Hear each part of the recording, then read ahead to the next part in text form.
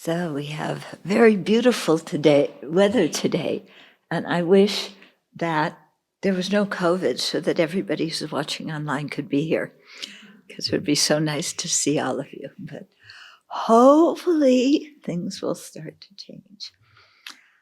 So today we're going to talk about another chapter, chapter 44 in An Open-Hearted Life. And it's entitled Considering Perceived Threats and Needs. And it's a chapter that Russell wrote, and it's very interesting. Okay. But let's do a couple of minutes of just quieting the mind by watching breath and setting our motivation, and then we'll get into this topic.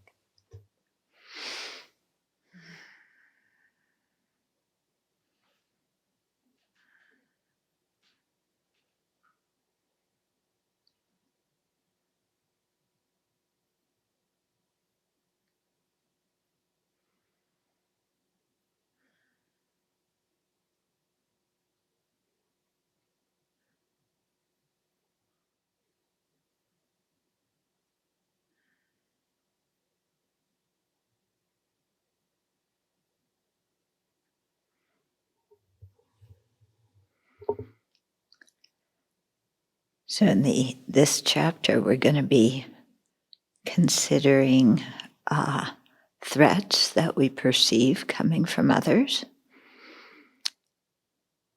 And so it's very important to do this with a proper motivation and to recall, as this chapter will point out, that some of the threats we perceive are projections of our own mind, imputations from our own mind.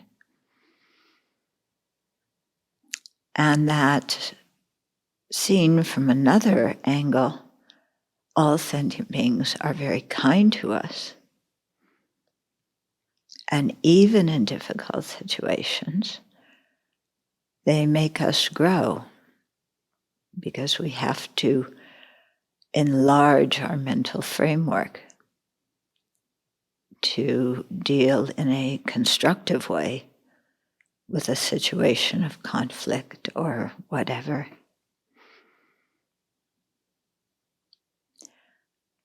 So let's make sure our motivation is one of kindness and compassion for all beings and the wish to attain full Buddhahood for their benefit, even though we will be discussing relationships or times when there is conflict. Okay, so not to throw sentient beings out of the scope of our compassion just because there's conflict.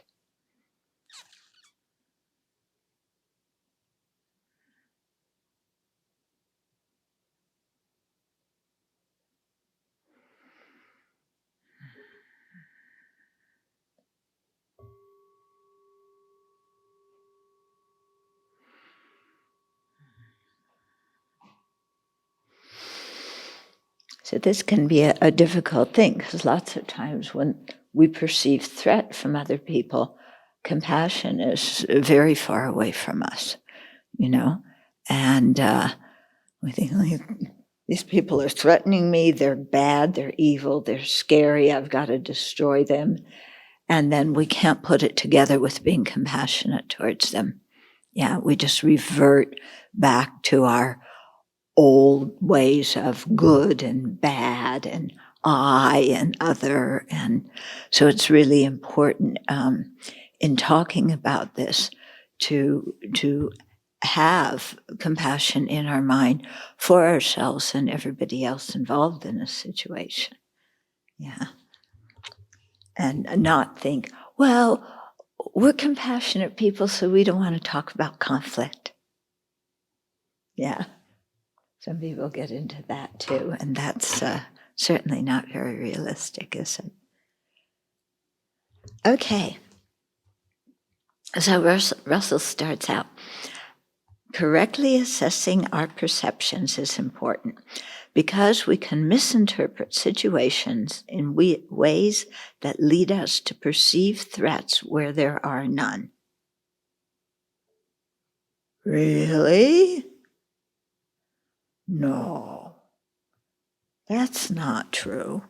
When I perceive a threat, there is a real threat out there, objective, inherently existent, and my perception is 100% correct. Isn't that the way we feel when we perceive some kind of threat? Yeah. There's no doubt in our mind that either our perception is wrong or our interpretation is wrong. Impossible. Our threat emotions are very responsive to our perceptions and thoughts, whether or not there is an actual threat present. You mean we can get riled up over nothing? We can get afraid and scared when there's may not be an actual threat there? Impossible. Yeah, when I get scared, it is a realistic reaction to an objectively existent external situation, right? Right? I'm sure about it. For example, I'm sure this has happened to many of us. We may believe from the expression on someone's face that he is looking down on us, when in fact he is thinking about something else entirely. Yeah, like my friend Peter, who worked in the NPR office for years, thinking one of his colleagues disliked him. And when he finally spoke to that colleague, the colleague said, "I really admire what you're doing." And Peter realized it was all his mind making it up.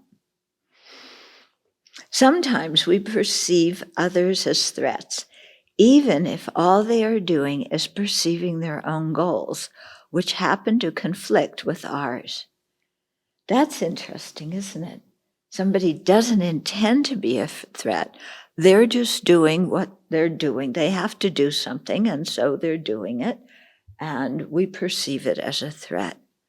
For example, when somebody cuts you off on the highway.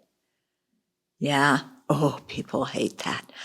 That guy, he's doing it deliberately. Why does he want to harm me? I haven't done anything to him. Yeah. But have you ever considered, because I was once in a car with my friend who was in labor having a baby, and they drove like this to get to the hospital. Do we ever consider that when somebody cuts us off? That they're in the middle of an emergency? You know, they're doing what is important in that situation. And we say it's a threat and they're crazy and so on and so forth. So it's common to feel threatened when we are having trouble achieving our goals, or when we aren't performing up to our expectations at a task that's important to us, particularly if we compare ourselves to others who seem to be doing better than we are. And others, when we're working hard, trying to achieve our goals, others always supersede us, don't they?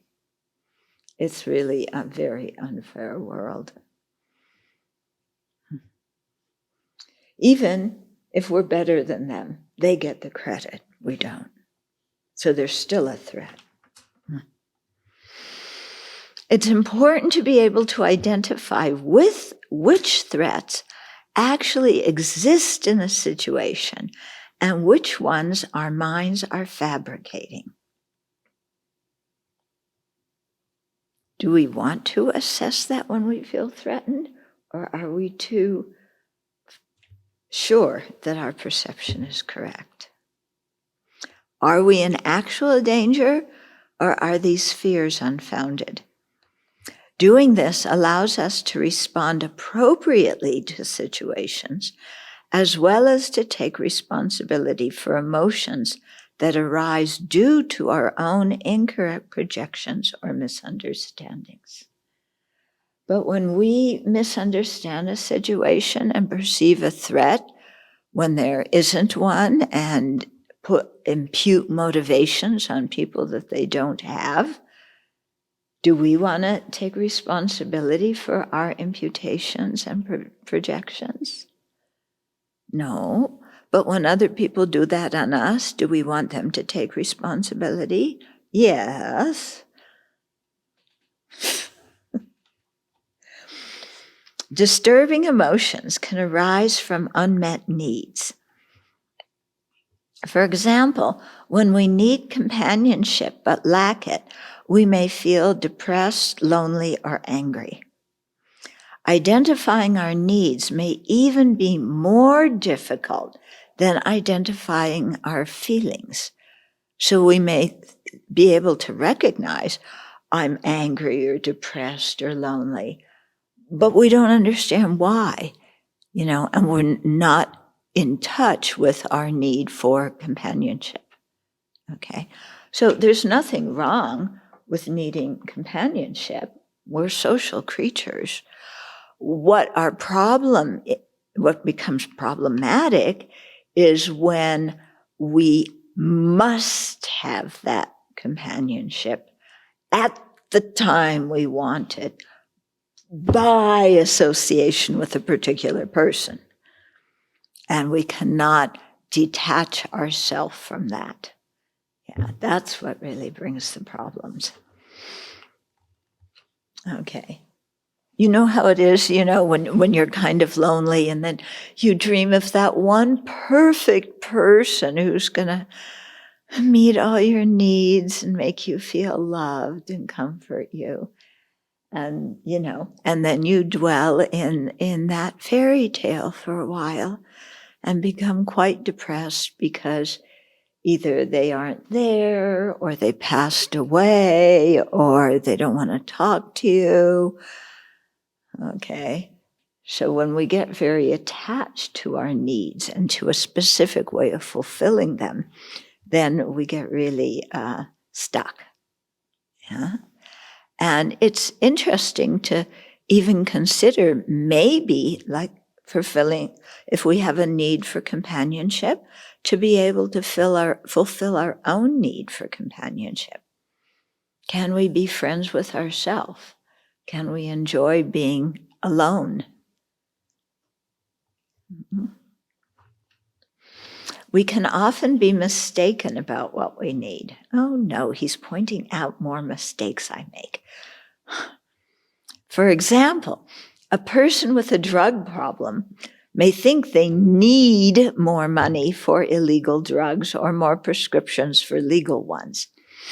In addition, we often confuse needs with things we want others to do. Okay, here's some spicy examples. I need you to tell me you love me more often. How many times have you said or heard that one? Okay.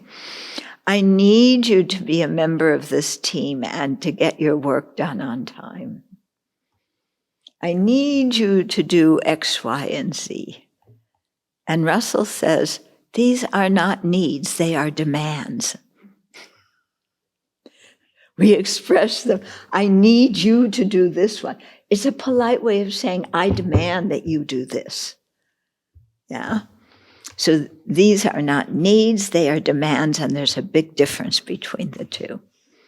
Here we'll use the term needs in reference to necessary conditions for us to survive, live happily, and consistently move towards our potential. Psychologist Abraham Maslow defined a hierarchy of 5 levels of needs, which I'm sure many of you have heard in Psych 101.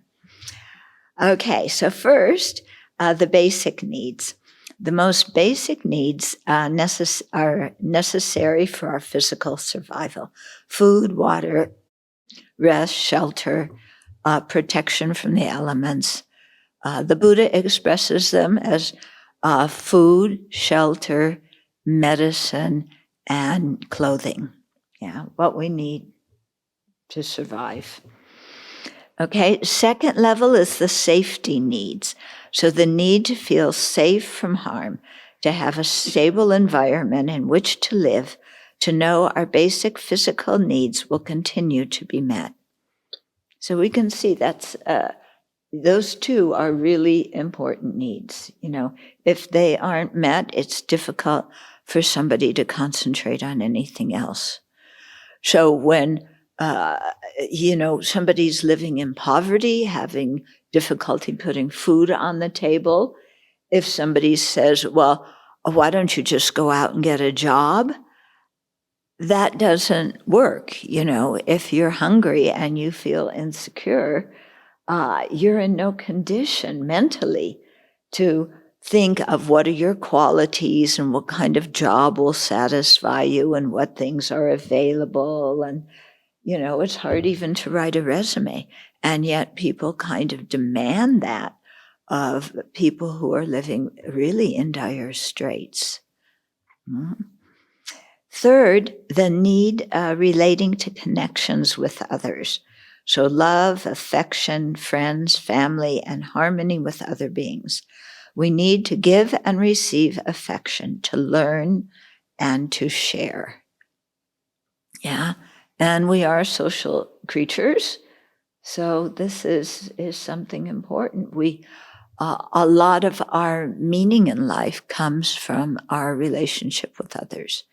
Now, sometimes those relationships are not very healthy, yeah, in which case a lot of problems come from them. But when we have healthy relationships, and which is what a bodhisattva is striving to do, yeah, then a lot of meaning can come from our relationships with others. The fourth need is the needs establishing a sense of self-efficacy, to contribute, to be efficacious in our work, to receive recognition, to know that we are competent and that our skills, our talents are needed, that they can contribute and make a difference in other people's lives. Okay, getting into bodhisattvahood here. Okay, and then finally, self-actualization needs. The needs which, when met, enable us to achieve our highest potential. These needs include creativity, acceptance of reality, spontaneity. We have to figure out what reality is first. Spontaneity, we need to have correct spontaneity.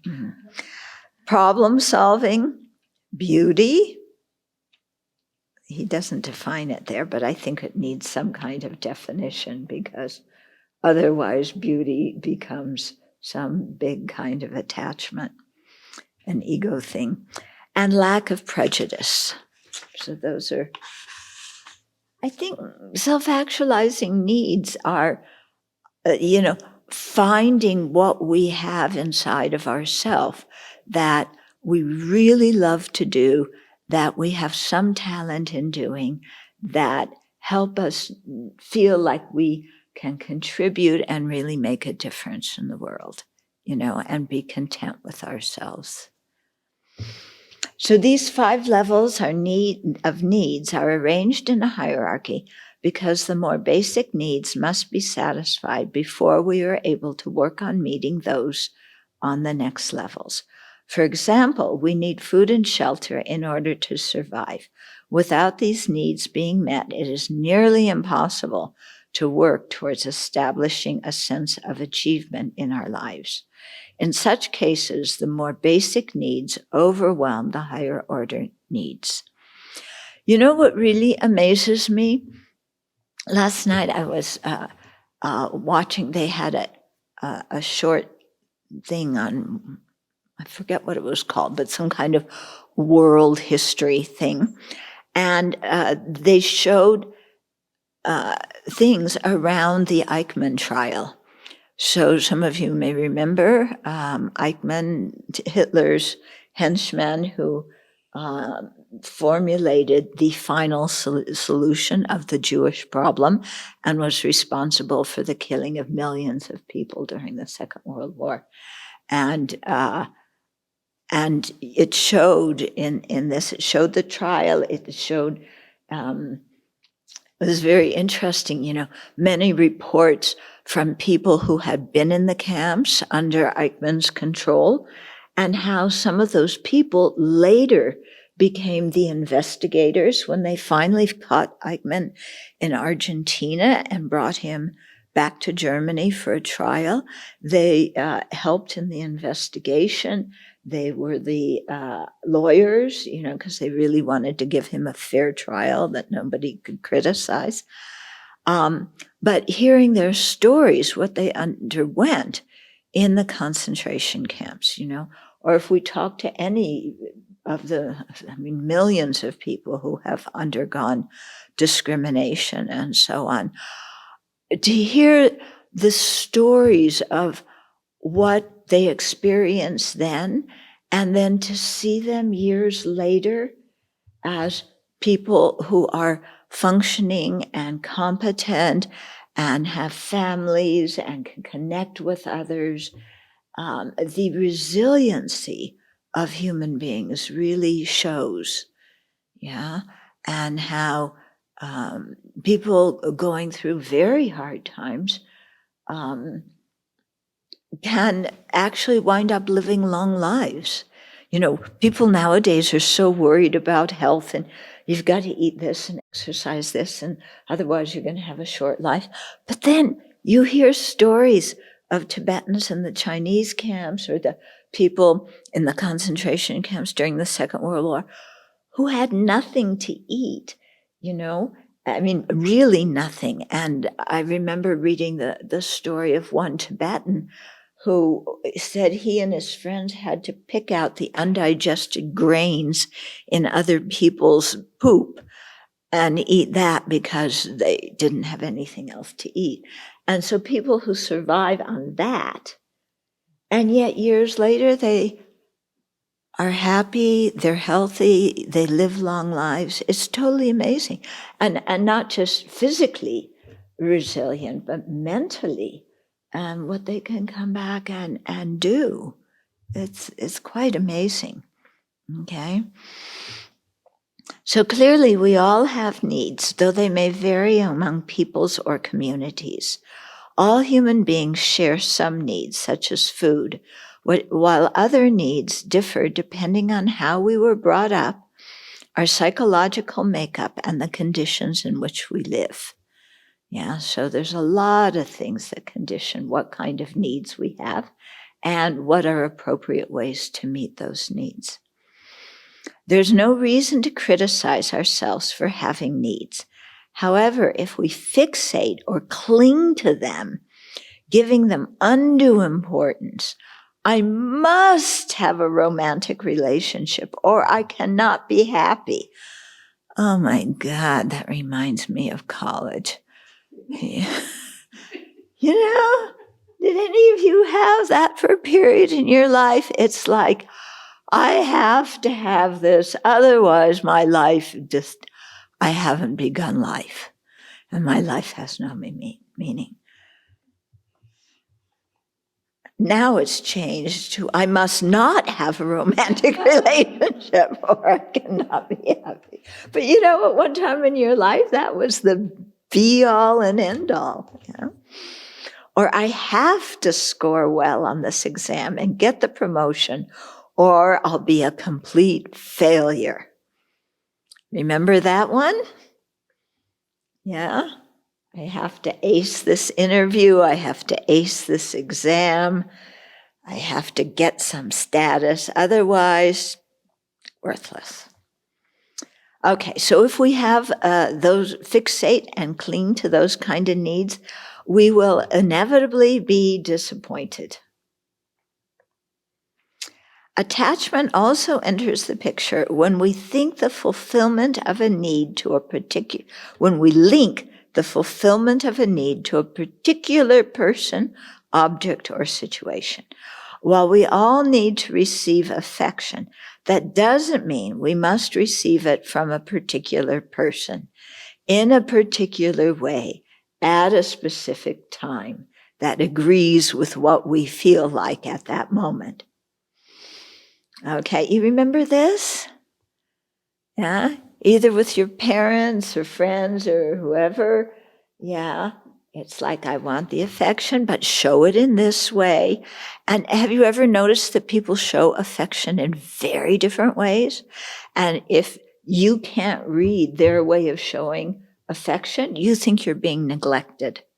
You know, I've realized with my Tibetan friends, they show affection by helping out in doing things that have to be done.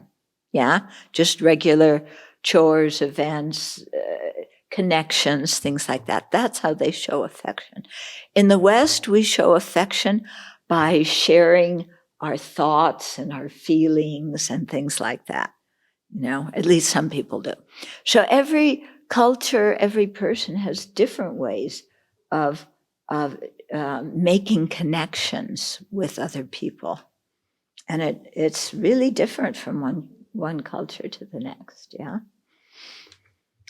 Yeah, some cultures, some families, the way you connect is through complaining to each other. You know, everybody gets together and complains about something, and then you feel so understood.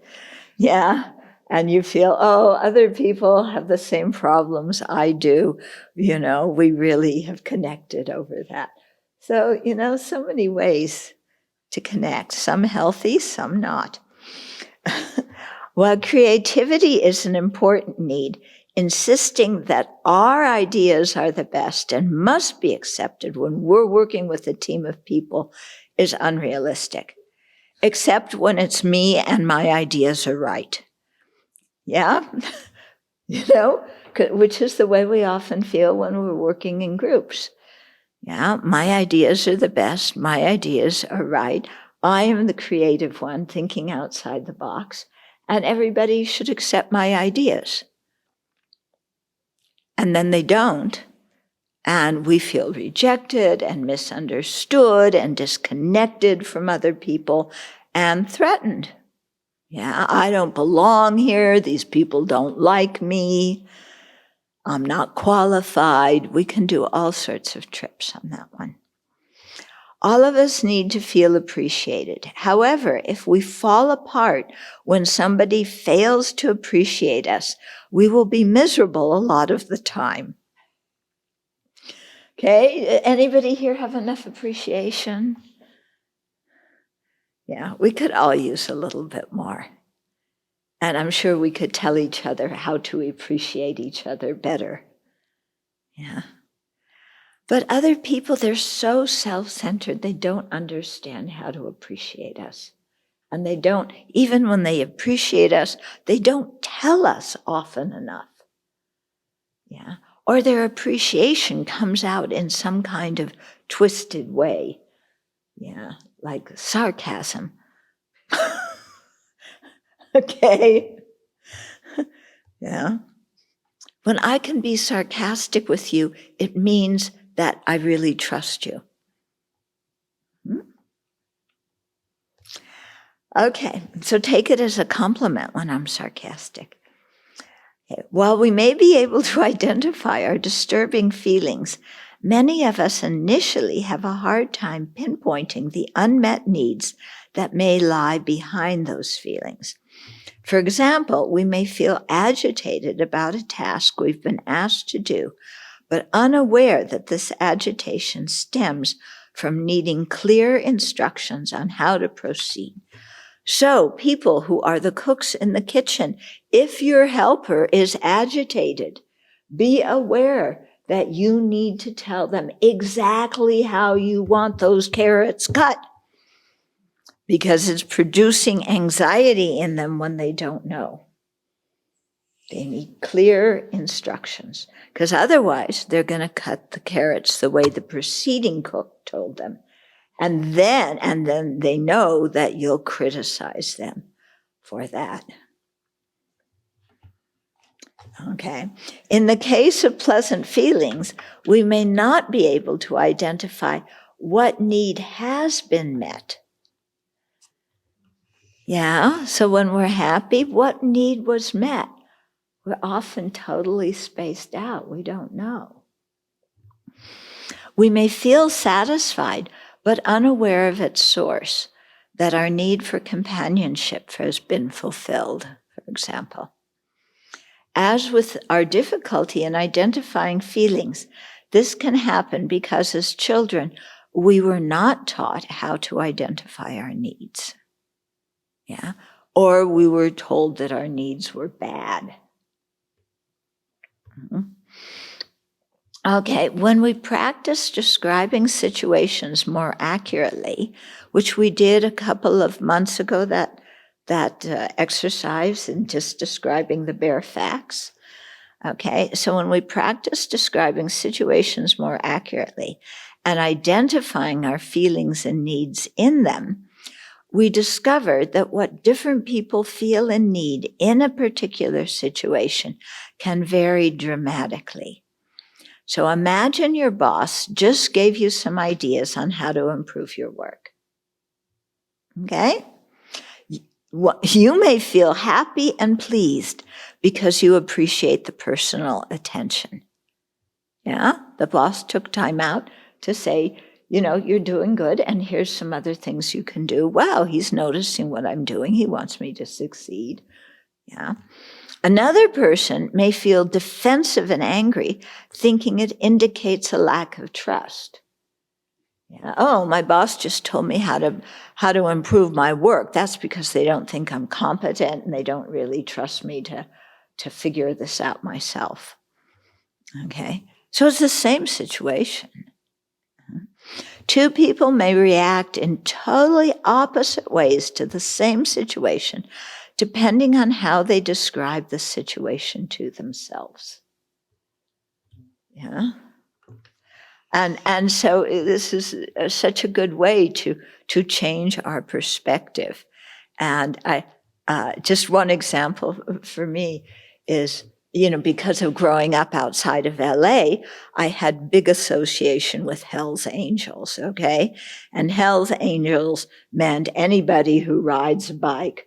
He was a Hell's Angel and a big, rough, tough guy, and, who's ready to beat you up and run over you and da-da-da-da-da, okay? And then I remember when we were having, in one of our yes meetings, and one woman, she was like a middle-aged woman, gray hair, completely, somebody you wouldn't particularly notice, starts talking about how the bikers in the area are going to raise money for youth emergency services by doing a biking activity, and how she loves biking and, riding on the motorcycle and everything. I'm looking like, you ride on a motorcycle. That doesn't fit my image, And then to completely cancel my image and say, no, not everybody who rides a motorcycle is a Hell's Angel. I'm completely wrong on that accord. And when you remember when Topher's friends came up, with this big shining bike, and lots of noise. These guys who love noise. I don't understand it personally, but some people love the noise of loud engines, and roaring up here. And, instantly my stereotype comes out. Yeah. Rough, tough guys on bikes who make loud noises, screaming, I'm here and nobody's going to stop me and get out of my way. And this guy comes up and gives a donation to the Abbey. It's like, wait, that doesn't fit my stereotype. I'm completely wrong. It's also coming from the spiker plants. It was, yeah. Okay. When we practice describing situations more accurately and identifying our feelings and needs in them, We discover that what different people feel and need. Oh, I just read that, didn't I? Okay, next paragraph. What if we felt happy and pleased when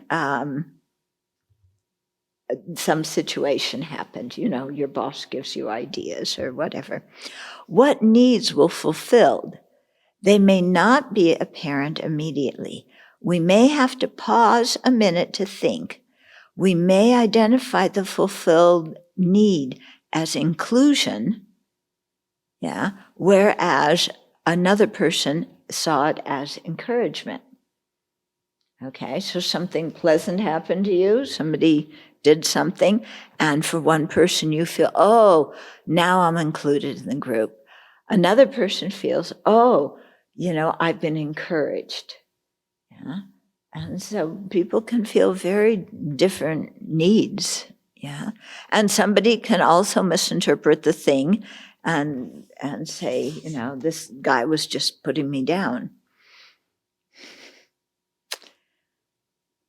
We sentient beings are so interesting how we make ourselves miserable. If we're the ones who felt defensive and angry, we can consider what needs were not met. These needs may not be instantly evident to us because we're not used to asking ourselves that question.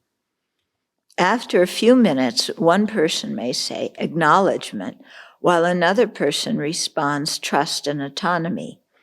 These needs differ just as we all differ as individuals. And it's also possible that we misperceive the situation and are responding to a need that wasn't actually there, but we invented. Yeah.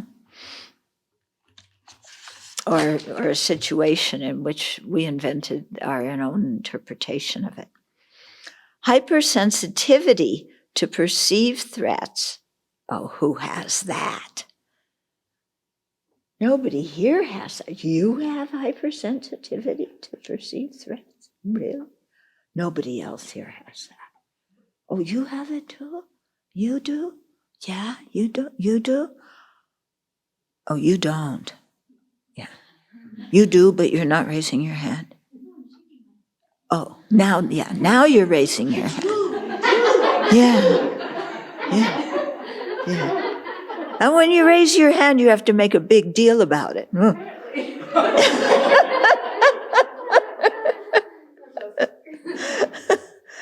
Okay. So, hypersensitivity to perceived threats or a lack of self-knowledge about our needs lies behind much of our frustration in life. We may feel deeply threatened, but have little idea that we've created this sense of threat in our own minds. Imagine that. We run around trying to fulfill needs we haven't identified, but which affect us strongly. It's similar to trying to fill a gas tank in a car when we can't find the gas cap. Okay? So this process of identifying feelings and linking them to perceived needs or perceived threats and needs is very useful, especially in situations where we are in conflict with other people. It brings us back to exploring, understanding, accepting, and taking responsibility for our own experiences, instead of letting our minds fabricate stories about what others did and how unfair it was. Do you have an internal video that plays that story again and again in your mind of what other people did and how it was unfair? Yeah. How the world doesn't appreciate me enough, how they misunderstand me. Yeah, and it's all unfair, and I'm actually entitled to be treated much better than that. And this video, it's the first choice one that we play in most situations, isn't it? Yeah.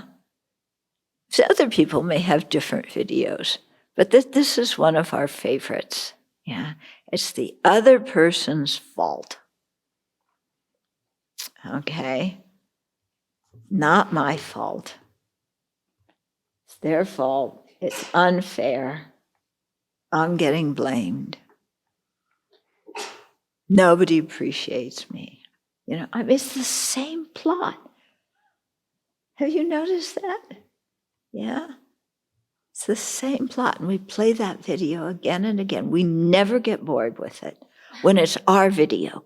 When other people come and again run that video to us, it's like, I have this friend and they're always complaining about this and that, and I am so bored. And how can I get them to realize that it's their own mind making this up, and I want to talk about something more interesting?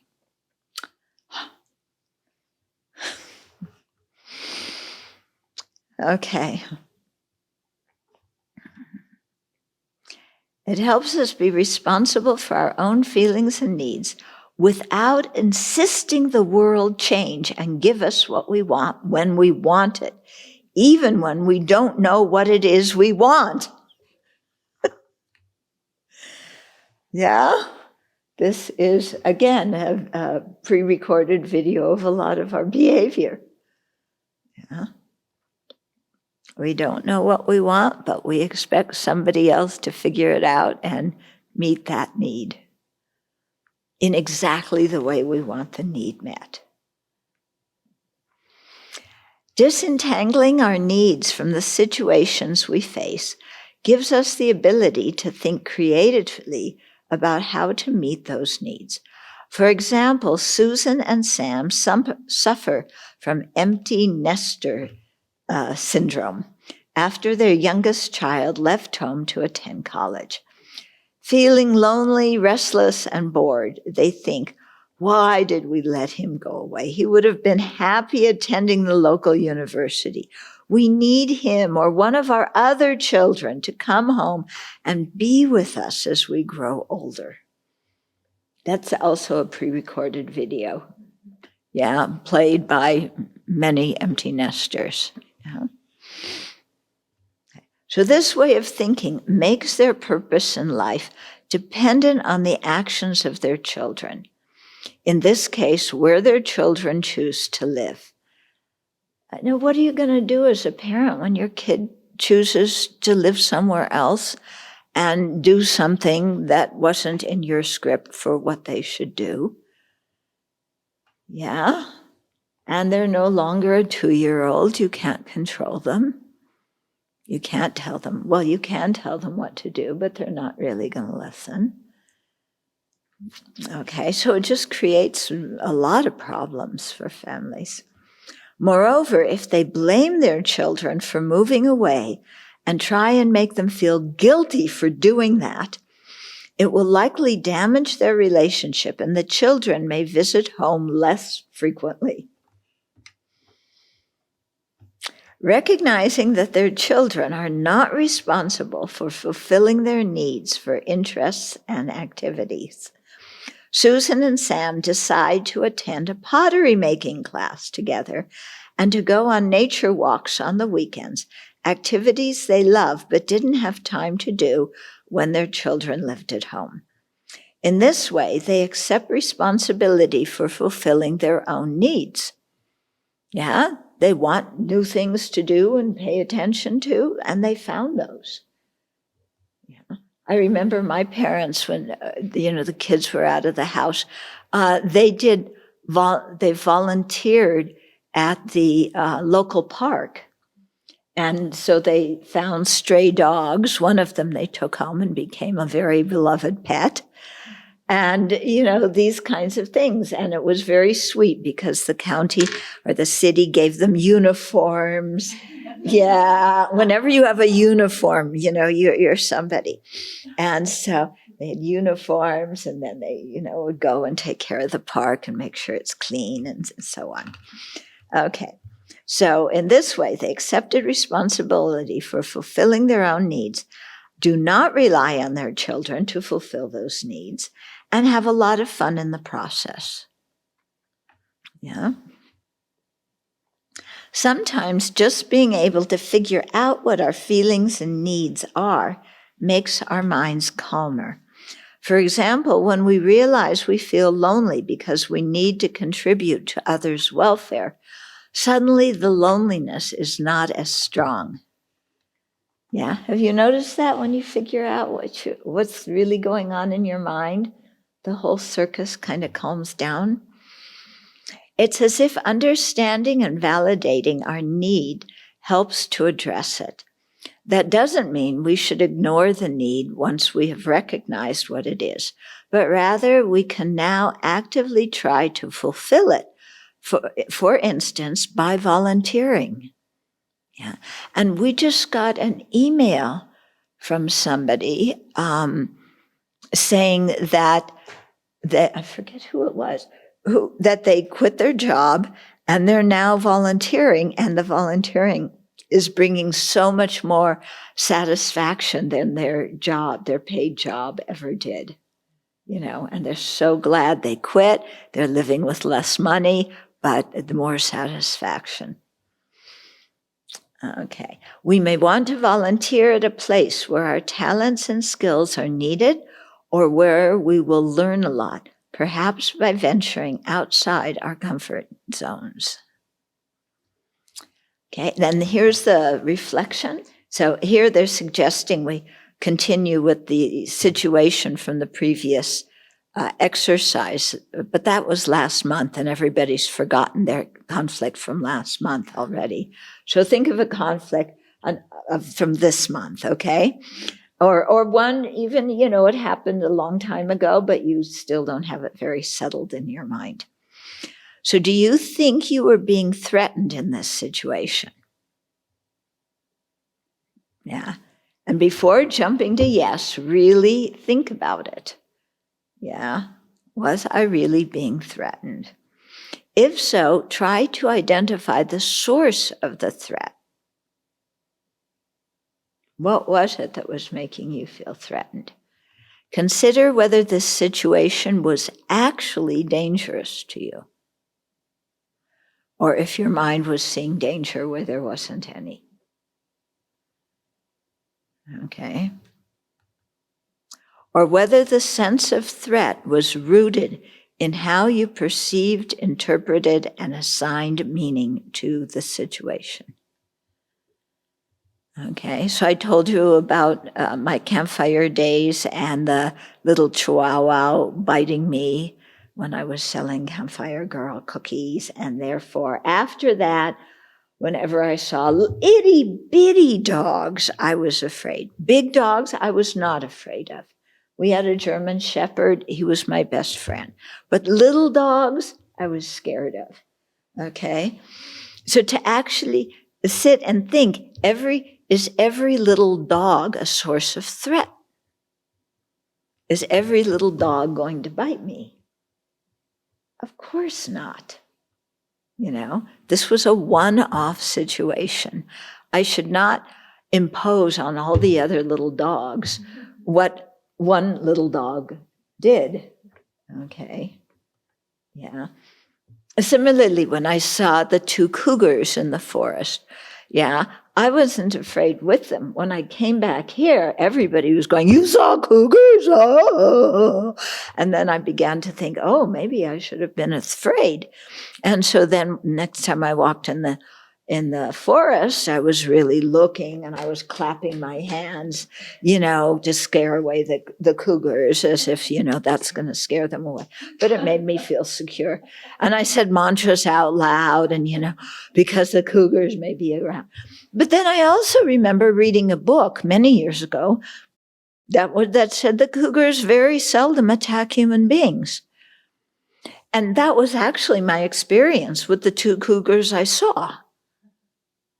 So why was I now projecting threat from cougars when I never even had a threat from the ones I saw, and when I had read a book from somebody who had lived in Idaho where there were cougars, and he remarked that they seldom, disturb people. So, why am I projecting this? Especially when I'm not seeing cougars. Yeah? So then I just okay, forget this, And if I see a cougar, I see a cougar. That's great. It's my mother's sentient being. I don't need to get afraid. Yeah, so there's certain things, we can talk about and, and really kind of reason with ourselves in some ways. We may have a knee-jerk reaction of, but then, use some kind of reasoning. It's like, is my knee-jerk reaction actually, does it pertain to anything realistic or not? And just because I had a bad experience with one person or one animal or one situation like this doesn't mean that everybody is going to be like that. Because that's the source of prejudice, isn't it? You have one tiny bad experience with somebody, and that person belongs to many different groups, but you pick one group and then generalize that bad experience so that every time you see anybody from that group, you're afraid. Yeah. Or you anticipate a bad, something bad happening. And that's just all the make-believe of our mind that is really the source of racism, isn't it? Yeah. Okay. What did you need in that situation? Remember to be responsible for your own needs and do not blame other people for not coming to your rescue. Oh, but I need somebody to rescue me, the damsel in distress. Yeah, isn't that what the guy in white on the white horse did? What was she undergoing that he rescued her from? What was he undergoing that she rescued him from? Because they obviously had some kind of mutual needs there. Yeah. And I don't remember the story. There's so many, so there's a lot of white horses. Okay. Yeah. When Indians have weddings, the bride wears red, but the groom comes in on a white horse. Yeah. Okay. Okay, so how has your mind changed? By exploring your sense of threat and identifying your needs. Does this give you insight into your behavior? Does it help you see the situation more clearly? Yeah. So these questions are really helpful, when you apply them to an actual situation that you had, and really work through it. I mean, that's how, like with Dharma practice, that's how we change our mind. We have a few minutes for questions or comments. I'm reminded of not just one situation, but a number of them actually, with my encounters with people at the border, so the customs officials. And there was one incident, of course, that stands out in my mind. And from that one incident, every time I would cross the border, I would be extremely on guard and very fearful, expecting, to be thrown out of the country. And then on this one occasion where I was coming back from my mom's funeral, I had to declare the ashes that I was bringing. And then the fellow looked at me, he said, "My mom just died." Oh, wow. And so that just changed everything. Yeah. It's nice to see the connection between what Russell's sharing here and also with MBC that we've been studying here about the importance of being able to identify our feelings and needs around things, and then with MBC be able to communicate them to others to build that bridge of empathy. as well. Yeah.